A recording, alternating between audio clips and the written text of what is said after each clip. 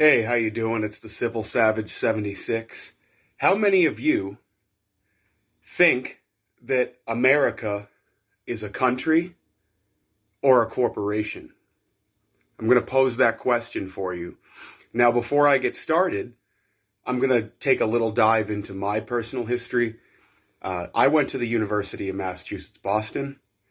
I originally wanted to be a law major, see what it would take to pass the LSATs and to get into law school, mainly because my grandfather and my great-grandfather were both attorneys who graduated from Harvard Law School and worked for the very prestigious Ropes and Gray firm on the seaport in downtown Boston.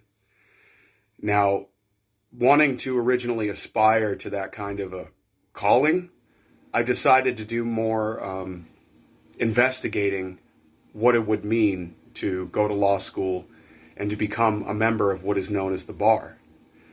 Now, a lot of people don't really know what the bar stands for, and it's a dead giveaway to what America really is. And this is actually one of the fundamental reasons as to why I did not choose to complete my higher education. I decided to withdraw from school altogether. And that's mainly because the British Accreditation Registry is what the bar stands for, and that's what lawyers, attorneys become members of in order to practice law here in the United States. So why would a term like that apply to an attorney's right to practice in the United States? Why would it be called the British Accreditation Registry? I'll tell you exactly why. It's because America is a corporation. So when on your ID, you know how all your letters are in capitals? That's because it's you, the employee of America, Inc., which is owned by the English monarchy through the British Accreditation Registry.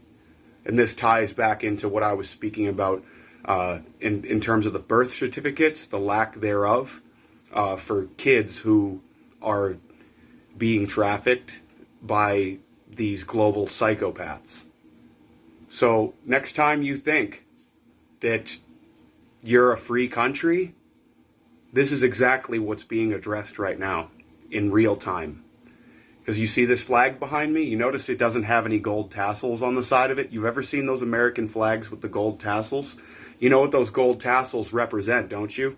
That represents America's loyalty to the international system through maritime law, which does not acknowledge constitutional provisions. So I thought to myself, being a constitutional originalist, why would I want to go practice law to in some way better the justice system when the justice system itself isn't serving justice? It's serving the British Accreditation Registry. So what that basically means is when you become a member of that, you become loyal to the crown and you don't become loyal to the Constitution. And that is why you're seeing the removal of the old guard right now. And I hope to God that we go back to Title IV flag status.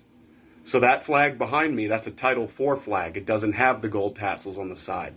That is the original, unadulterated American flag that symbolizes its independence from England. So when you walk into a courtroom, or you walk into a Supreme Court and you see those gold tassels on the side of the American flag, think of that as like a detractor from what the flag originally symbolized. And this is all due to the rewriting of the 1871 Constitution, in which the English monarchy agreed to pay reparations to the American colonies after the Revolutionary War on one condition, or several, and that big condition was that the colonies had to fall back under the crown. And that is why we are considered a corporation, America Inc. You are an employee of America Inc. And it is my hope that through all of this exposure, the Durham investigation, everything that's being put on hold right now, this all ties into what I'm talking about in full. So next time you go out and into this world and you want to pick up a career or you want to work for a certain company, well, I implore you to do your due diligence and to do your research and find out the answers before someone can sell you lies. Thank you. This was the Civil Savage 76. I'll have more soon.